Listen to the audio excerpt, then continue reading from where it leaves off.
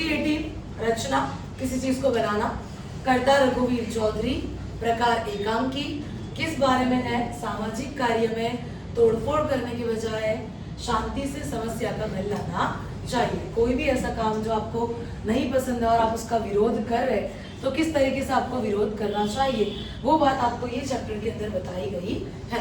Main character अंदर जो समझदार कैरेक्टर है वो अविनाश एक नव युवक है।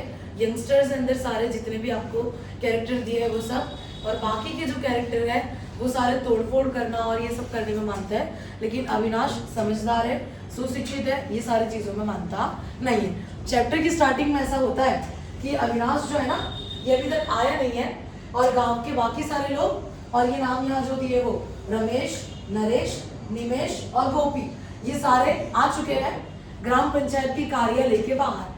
कार्यालय का मतलब होता है ऑफिस, ठीक है।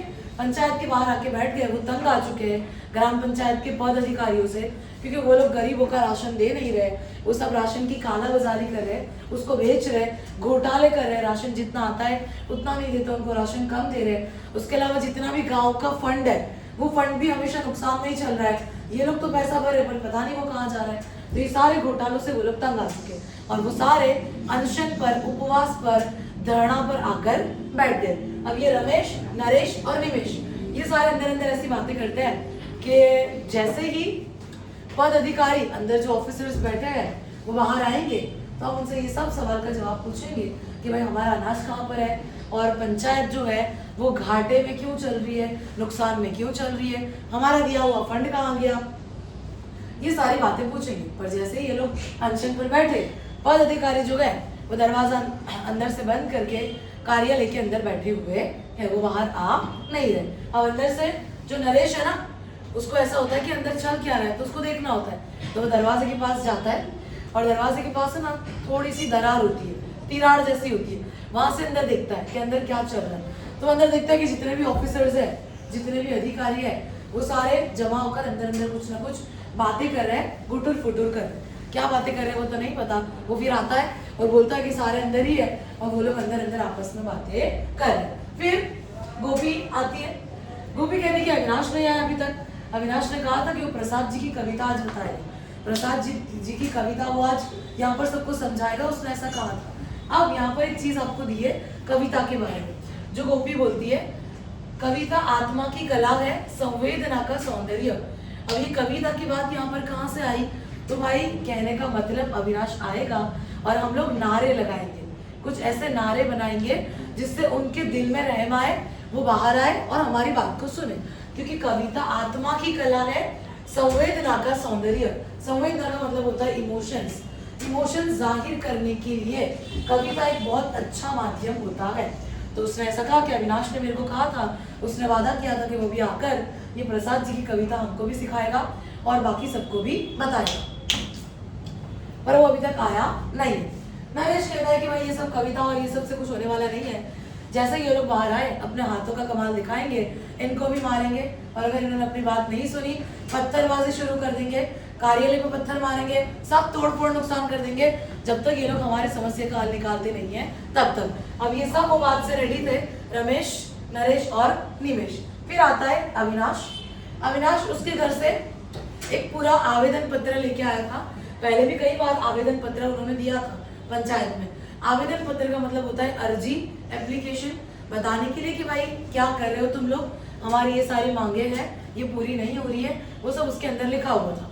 पहले भी कई बार दे चुके, पर ग्राम पंचायत के ऑफिसरों ने कुछ जवाब दिया नहीं और कुछ भी इनका भला हुआ नहीं, इसीलिए ये सारे तंग आ गए थे। अब वो लिख के आया था आवेदन पत्र, प्रार्थना पत्र, उसके अंदर सारी बातें डिटेल में लिखी थी कि हम लोगों को क्या क्या पता है।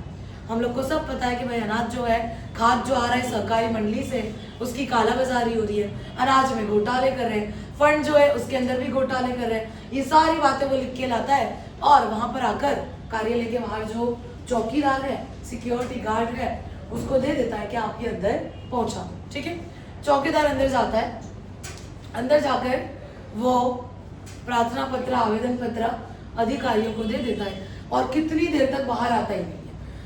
कुछ देर के बाद वो बाहर आता है और बाहर आकर चुपचाप बाहर से कार्यालय को ताला मार देता है। बाहर से उसने पंचायत की जो ऑफिस है जो पंचायत घर है उसको ताला लगा दिया।